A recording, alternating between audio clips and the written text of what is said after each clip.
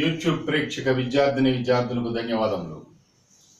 నేడు advanced management accounting subject నందు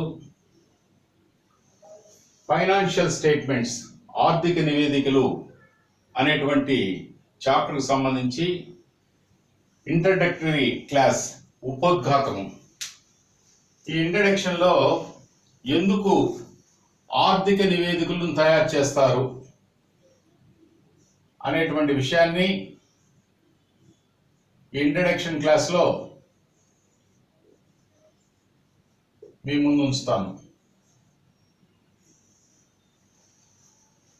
జనరల్గా ఆర్థిక నివేదికలు అనేటువంటివి ఒక అద్దం లాంటిది. అద్దంలో మన బొమ్మ ఎలా ప్రతిబింబిస్తుందో అదేవిధంగా సంస్థ యొక్క ఆర్థిక పరిస్థితిని, సంస్థ యొక్క లాభదాయకతను ఈ యొక్క ఆర్థిక నివేదికలు ప్రతిబింబంగా వ్యవహరించబడతాయి. అంటే financial statements are mirror which reflects the financial position and the operating strength or weakness of the concern. కాబట్టి ఈ యొక్క ఆర్థిక నివేదికలు అనేవి ఎలా తయారు చేయబడతాయంటే, జనరల్గా అకౌంటింగ్ ప్రాసెస్లో, అకౌంటింగ్ ప్రక్రియలో వ్యాపార వ్యవహారాలని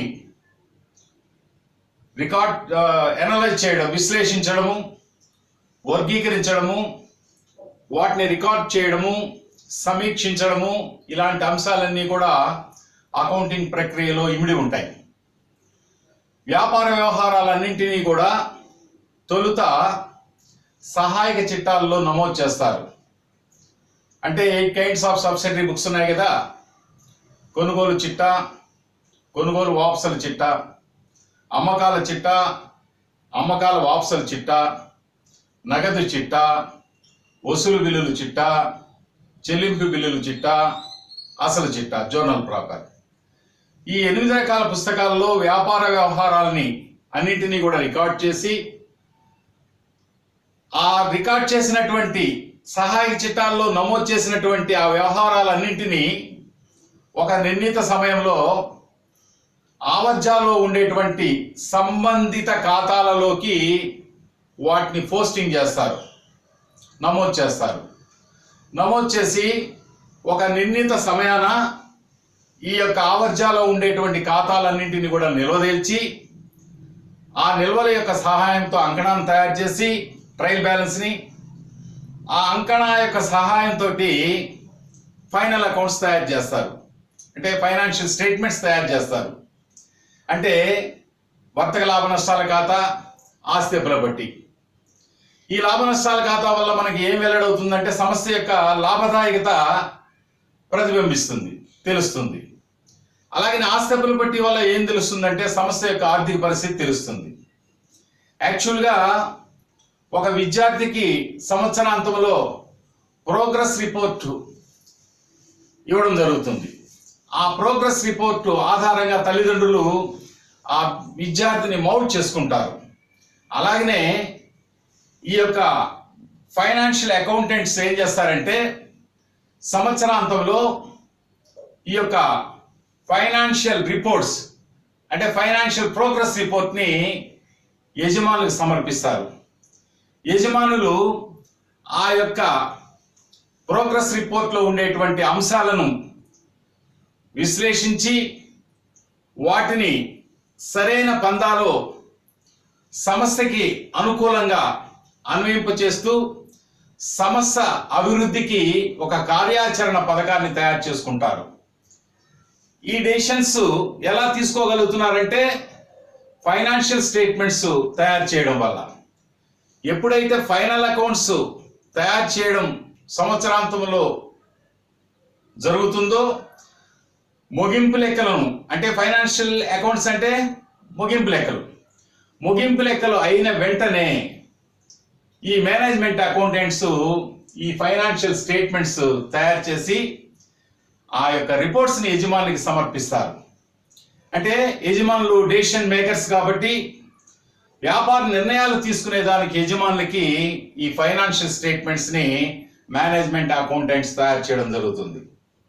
ఫస్ట్ ఈ యొక్క ఫైనాన్షియల్ స్టేట్మెంట్స్ ఆర్థిక నివేదికలు తయారు చేయాలంటే ఫైనాన్షియల్ అకౌంట్స్ సంబంధించినటువంటి బేసిక్స్ అన్ని కూడా తెలిసి ఉండాలి. అంటే ఫైనల్ అకౌంట్స్ తయారు చేసిన వెంటనే దాని ఆధారంతో ఈ యొక్క ఫైనాన్షియల్ స్టేట్మెంట్స్ అనేవి తయారు చేస్తారు. వీటి వల్ల వ్యాపార నిర్ణయాలు తీసుకునేదానికి అవకాశం ఉంటుంది. వ్యాపార నిర్ణయాలు తీసుకునేది ఎవరు? యజమానులు. అయితే యజమానులు వరకేనా ఈ నివేదికలు ఉపయోగపడతాయంటే కాదు. బిజినెస్ కన్సర్న్స్ చాలా మంది ఉంటారు. ఓనర్స్ ఉంటారు, మేనేజ్మెంట్ ఉంటుంది, సంస్థకి అప్పించినటువంటి రుణదాతలు ఉంటారు, క్రెడిటార్స్ ఉంటారు, సంస్థకి అప్పించినటువంటి బ్యాంకర్స్ ఉంటారు, సంస్థలో పెట్టుబడి పెట్టినటువంటి ఇన్వెస్టర్స్ పెట్టుబడిదారులు ఉంటారు, ప్రభుత్వం ఉంటుంది, ట్రేడ్ అసోసియేషన్స్ ఉంటుంది, స్టాక్ ఎక్స్చేంజెస్, ఇవన్నీ కూడా బిజినెస్ కన్సర్న్స్ అన్నమాట. అంటే ఈ 8 రకాల వ్యవస్థలు ఈ యొక్క బిజినెస్ కన్సర్న్స్ నేను ఎందుకు చెప్తున్నానంటే ఫైనాన్షియల్ స్టేట్మెంట్స్ యొక్క రిపోర్ట్స్ని స్టడీ చేసేదానికి చాలా ఇంట్రెస్ట్ చూపుతారు వీళ్ళు. ఎందుకు చేస్తారంటే ఫర్ ఎగ్జాంపుల్ ఫస్ట్ ఓనర్స్ తీసుకోండి, యజమానులు ఫైనాన్షియల్ రిపోర్ట్స్ని ఎందుకు వాళ్ళు క్షుణ్ణంగా దాన్ని పరిశీలిస్తారంటే సంస్థ యొక్క లాభదాయకత ఎలా ఉంది, సంస్థ యొక్క ఆర్థిక పరిస్థితిని ప్రతిబింబింపజేసేటువంటి ఆస్తిప్పుల పట్టీలోని ఆస్తులు, ప్రస్తుతాస్తులు ఎలా ఉన్నాయి, స్థిరాస్తులు ఎలా ఉన్నాయి, లేదా ప్రస్తుత అప్పులు ఎలా ఉన్నాయి, సంస్థకి మూలధనం సమకూరేటువంటి విధానాల్లో ఆధిక్యపు వాటాదారుల ద్వారా ఎంత మూలధనం వచ్చింది, ఈక్విటీ వాటాదారుల ద్వారా ఎంత మూలధనం వచ్చింది, దీర్ఘకాలిక అప్పుగా భావించేటువంటి డెబెంచర్ ద్వారా ఎంత డబ్బు వచ్చింది, ఇవన్నీ కూడా తెలుసుకునేదానికి ఓనర్స్కి ఈ యొక్క ఫైనాన్షియల్ స్టేట్మెంట్స్ అనేవి చాలా అవసరం. అలాగనే మేనేజ్మెంట్స్ అంటే నిర్వాహకులు. మేనేజ్మెంట్స్ అనేవాళ్ళు ఎవరు? They are appointed by the owners. యజమానుల చేత నియమించబడతారు. ఒక్కోసారి ఈ మేనేజ్మెంట్సే ఓనర్స్గా కూడా ఉండొచ్చు. ఎనీహౌ ఈ మేనేజ్మెంట్స్ ఈ ఫైనాన్షియల్ స్టేట్మెంట్స్ని ఎందుకు బాగా స్టడీ చేస్తాయి, ఎందుకు చూడాలనుకుంటాయంటే ముఖ్యంగా ఫైనాన్షియల్ స్టేట్మెంట్స్లో ఈ యొక్క కాస్ట్ సెంటర్స్ ఉంటాయి, వ్యయ కేంద్రాలు. ఆ కాస్ట్ సెంటర్స్ యొక్క పనితీరు, వాటి యొక్క నైపుణ్యత, వాటి యొక్క పని విధానం ఎలా ఉంది అనేది ఫైనాన్షియల్ స్టేట్మెంట్స్లో వెల్లడవుతుంది. కాబట్టి మేనేజ్మెంట్స్ ఆ ఫైనాన్షియల్ స్టేట్మెంట్స్ యొక్క సహాయంతో కాస్ట్ కంట్రోల్స్ని నియంత్రించి వీలైన కాడికి కాస్ట్ని మినిమైజ్ చేసుకొని ప్రొడక్షన్ కాస్ట్ తగ్గించుకునేదానికి యాజమాన్యానికి, మేనేజ్మెంట్కి ఈ యొక్క ఫైనాన్షియల్ స్టేట్మెంట్స్ ఉపయోగపడతాయి. అలాగే క్రెడిటార్స్ అంటే ఎవరు? సంస్థకి సరుకుని సప్లై చేసిన వాళ్ళు, లేదా సంస్థకి స్వల్పకాలానికి అప్పిచ్చిన వాళ్ళు.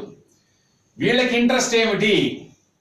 ఆర్థిక నివేదికలు యొక్క ఆసక్తి వీరికి ఏమిటి అని చెప్పి కానీ క్వశ్చన్ చేసుకున్నట్లయితే జనరల్గా రుణదాతలు సరుకును సప్లై చేసిన అప్పుకి లేదా స్వల్పకాలానికి అప్పిచ్చిన వాళ్ళు దేన్ని పట్టిస్తారంటే సంస్థ యొక్క ఫైనాన్షియల్ స్టేట్మెంట్స్లో కనబడేటువంటి కరెంట్ అసెట్స్, కరెంట్ రేషియో ఎలా ఉంది, ప్రస్తుత ఆస్తుల యొక్క రేషియో ఎలా ఉంది.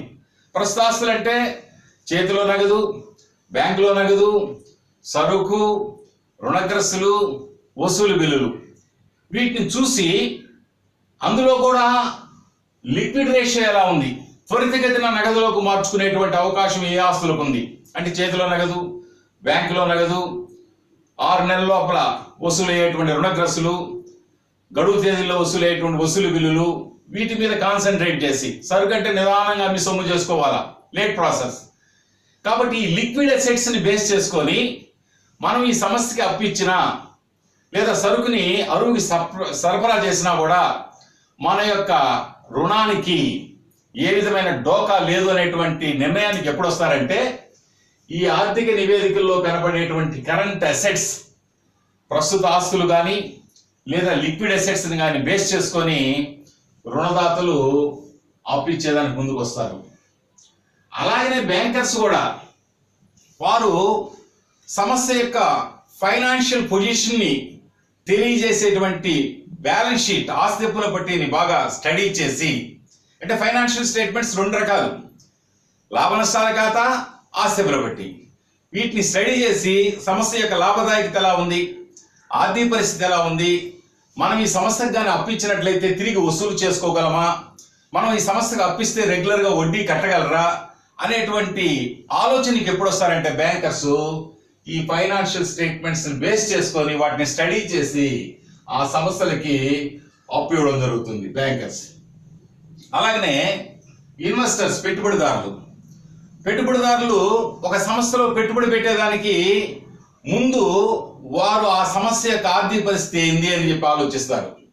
లేదా ఆ సమస్య యొక్క లాభదాయకత ఎలా ఉంది, ఆ సంస్థలో మనం పెట్టుబడి పెడితే డివిడెండ్లు ఎక్కువగా రాగలవా లేదా అనేటువంటి ఆలోచనకి వారు రావడానికి ఫైనాన్షియల్ స్టేట్మెంట్స్ ఉపయోగపడతాయి. అలాగనే సంస్థలో ఆల్రెడీ ఉన్నటువంటి వాటాదారులు, పెట్టుబడిదారులు ఉంటారు కదా, ఆర్థిక వాటాదారులు, ఈక్విటీ వాటాదారులు, వీళ్ళు ఏం చేస్తారంటే సంస్థ యొక్క ఆర్థిక పరిస్థితి రోజు రోజుకి మెరుగ్గా ఉందని ఒక భావనకు వచ్చినప్పుడు ఈ ఆర్థిక నివేదికల ఆధారంగా అప్పుడు ఆ సంస్థలో కొనసాగాల అనే ఒక నిర్ణయానికి వస్తారు. లేదు ఆ సమస్య యొక్క ఫైనాన్షియల్ పొజిషన్ సంవత్సరానికి బ్యాడ్ అవుతుంది అనుకున్నప్పుడు ఆ షేర్స్ని అమ్ముకొని బయటికి రావడం అనేది జరుగుతుంది.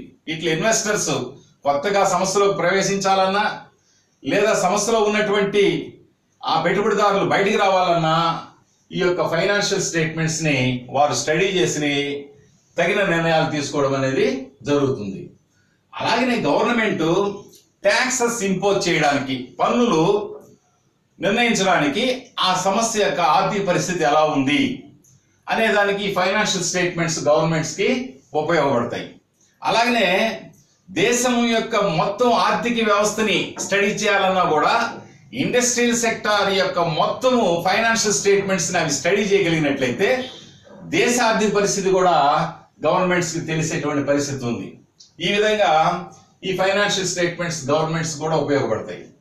అలాగనే ట్రేడ్ అసోసియేషన్స్, వర్తక సంఘాలు అనేవి, ఈ అసోసియేషన్స్ అనేవి వారి సభ్యులకి, అంటే జనరల్గా ఈ సంఘాల్లో ఎవరుంటారు, కార్మికులు ఉంటారు.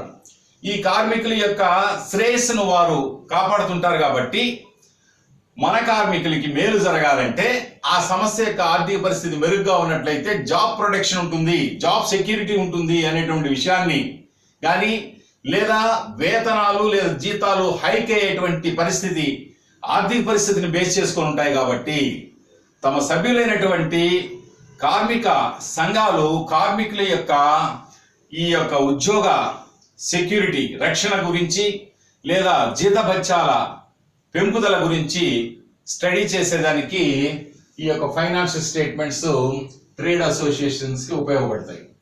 అలాగనే స్టాక్ ఎక్స్చేంజెస్ కూడా ఈ యొక్క ఫైనాన్షియల్ స్టేట్మెంట్స్ ఏ విధంగా దోహదపడతాయంటే, జనరల్గా స్టాక్ ఎక్స్చేంజెస్లో వివిధ రకాల సంస్థల యొక్క సెక్యూరిటీస్ని కొనడము అమ్మడం జరుగుతుంటుంది. కాబట్టి ఆ స్టాక్ ఎక్స్చేంజ్ బ్రోకర్స్కి ఈ ఫైనాన్షియల్ స్టేట్మెంట్స్ యొక్క ఫలితాలని బేస్ చేసుకొని ఆ యొక్క స్టాక్ ఎక్స్చేంజెస్ స్మూత్గా రన్ అవుతున్నాయనే దానిలో అతిశయోక్తి లేదు.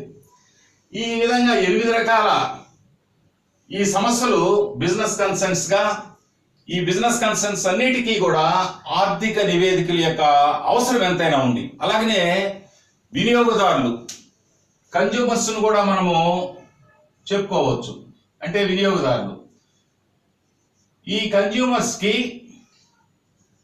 ఏ విధంగా ఆర్థిక నివేదికలు ఉపయోగపడతాయంటే, జనరల్గా ఇప్పుడు రిలయన్స్ కంపెనీ ప్రోడక్ట్స్ ఉన్నాయి, లేదా టాటా బిర్లా కంపెనీ ప్రోడక్ట్స్ ఉన్నాయి, లేదా హిందుస్థాన్ లివర్ లిమిటెడ్ యొక్క ప్రోడక్ట్స్ ఉన్నాయి. ఆ ప్రోడక్ట్స్ని కొనేదానికి వాళ్ళు వినియోగదారులు ముందుకు వస్తారు. ఎందుకంటే అవి ఆర్థికంగా సుసంపన్నమైనటువంటి ఆర్థిక పరిస్థితి సౌండ్గా ఉండేటువంటి సంస్థలు కాబట్టి ఆ సంస్థలు ఎటువంటి పరిస్థితుల్లో కూడా వినియోగదారులు మోసం చేయాల్సినటువంటి అవసరం వాటికి లేదు కాబట్టి ఆ సంస్థలు తయారు చేసే వస్తువులు నాణ్యవంతంగా ఉంటాయనేటువంటి భావనతోటి వినియోగదారులు ఆ కంపెనీ వస్తువులు కొనుగోలు చేసేదాన్ని ముందుకు వస్తారు. అంటే ఆ సంస్థకు ఉండేటువంటి గుడ్ విల్ ని ఈ యొక్క ఆర్థిక నివేదికల ద్వారా వినియోగదారులు తెలుసుకోవడం జరుగుతుంది. ఈ విధంగా ఈ 9 రకాల అంశాలని బిజినెస్ కన్సర్న్స్ గా ఈ యొక్క ఆర్థిక నివేదికల పట్ల ఆసక్తి కలిగినటువంటి అంశాలుగా మనము చెప్పుకోవచ్చు. పోతే ఈ యొక్క ఆర్థిక నివేదికలను తయారు చేసేటువంటి టూల్స్ ఆఫ్ ఫైనాన్షియల్ అనాలిసిస్ పరికరాలు ఏమిటి అని అన్నప్పుడు 6 రకాల పరికరాలు ఉన్నాయి ఆర్థిక నివేదికలను తయారు చేసేదానికి. ఆర్థిక నివేదికల్ని ఇంటర్ప్రిట్ చేయడానికి, అంటే ఆర్థిక నివేదికల్ని అనలైజ్ చేసి వాటిని వ్యాఖ్యానించి సరైన నిర్ణయాలు తీసుకునేదానికి 6 రకాల పద్ధతులు ఉన్నాయి. అందులో మొదటిది కంపారిటివ్ స్టేట్మెంట్స్, అంటే తులనాత్మక నివేదికలు. రెండవది ట్రెండ్ అనాలిసిస్, ప్రవృత్తి విశ్లేషణలు. మూడవది కామన్ సైజ్ స్టేట్మెంట్, సామాన్య కొలత ఆదాయపు నివేదిక, కామన్ సైజ్ ఇన్కమ్ స్టేట్మెంట్ అంటారు. నాలుగవది ఫండ్స్ ఫ్లో అనాలిసిస్, నిధుల ప్రవాహ విశ్లేషణ. 5 క్యాష్ ఫ్లో అనాలిసిస్, నగదు ప్రవాహ విశ్లేషణ. 6 రేషియో అనాలిసిస్, నిష్పత్తుల విశ్లేషణ. ఈ 6 రకాల పరికరాలతోటి, ఈ 6 రకాల విధానాలతోటి ఈ యొక్క ఆర్థిక నివేదికలను తయారు చేసి వాటిని ఇంటర్ప్రిట్ చేసి, అంటే వ్యాఖ్యానించి సరైనటువంటి నిర్ణయాలు గైకొనేదానికి ఈ 6 అంశాలు సహకరిస్తాయి. అయితే first, second, third comparative statements, trend analysis, common size statements, ఈ 3 అంశాలు, ఈ 3 పద్ధతులు కూడా ఫైనాన్షియల్ స్టేట్మెంట్స్ ఆర్థిక నివేదికలు అనే ఈ చాప్టర్లో మనము చర్చించుకోవడం, దానికి సంబంధించిన ప్రాబ్లమ్స్ పరీక్షకు వస్తాయి కాబట్టి వాటిని గురించి డిస్కస్ చేస్తాం. మిగిలిన 4-5 అంశాలు సపరేట్ చాప్టర్స్ కింద మేనేజ్మెంట్ అకౌంట్స్ లో funds flow analysis separate chapter, cash flow analysis separate chapter, వాటిని రానున్న క్లాసుల్లో ముందు నేర్చుకోవడం జరుగుతుంది. ఆల్రెడీ 6th వచ్చేసి రేషియో అనాలిసిస్, మీకు దాదాపు నేను మోర్ దాన్ 10 వీడియోస్ అప్లోడ్ చేస్తున్నాను. ఇది ఆల్రెడీ కవర్ చేసినటువంటి టాపిక్. ఈ అంశాలన్నీ కూడా చక్కగా మీరు దృష్టిలో ఉంచుకొని పరీక్షలు, ముఖ్యంగా PG and UG under graduation, post graduation విద్యార్థులకి, ఫైనల్ ఇయర్ విద్యార్థులకి, లాస్ట్ సెమ్ విద్యార్థులకి సెప్టెంబర్లో జరుగుతాయని యూజీసీ మనకి గైడ్ లైన్స్ ఇచ్చున్నది. యూజీసీ షెడ్యూల్ ఇచ్చింది కాబట్టి సెప్టెంబర్లో తప్పనిసరిగా UG, PG, under graduation, post graduation, అంటే ఆ విద్యార్థులకి పరీక్షలు అనేవి కరోనా సమయంలో తప్పనిసరిగా ఉంటాయి అని ఎక్కువ సమయం ఇచ్చున్నారు. కాబట్టి పరీక్షలు లేవనుకోకుండా పరీక్షలకు సంసిద్ధులు అవుతారని ఈ సిలబస్ అంతా కూడా చక్కగా మీరు అవపోసన పడతారనేటువంటి ఉద్దేశంతో ప్రతినిత్యం ఒక వీడియోని మీ ముందుంచడం జరుగుతుంది. ఇది 121వ వీడియోగా మీకు చెప్పడానికి చాలా సంతోషిస్తున్నాను. రోజుకొక వీడియో విద్యార్థుల శ్రేయస్ కోరి నేను సిలబస్ మొత్తాన్ని కవర్ చేసే నిమిత్తమై ఉంచుతాను. దీన్ని చక్కగా అర్థం చేసుకుంటారని ఆశిస్తూ, ఈ వీడియో కానీ మీకు నచ్చినట్లయితే బెల్ ఐకాన్ బటన్ నొక్కి సబ్స్క్రైబ్ చేసుకోండి. రేపు టాపిక్ లో ఈ టూల్స్ ఆఫ్ ఫైనాన్షియల్ అనాలిసిస్ సంబంధించి కంపారిటివ్ స్టేట్మెంట్స్, తులనాత్మక నివేదికలు అనేటువంటి అంశాన్ని రేపు చర్చనీయాంశంగా, దానికి సంబంధించి ప్రాబ్లమ్స్ ఎలా సాల్వ్ చేయాలనేది యూనివర్సిటీ క్వశ్చన్ పేపర్స్ తీసుకొని మీ ముందు ఉంచుతాను. అంతవరకు సెలవు. ధన్యవాదములు.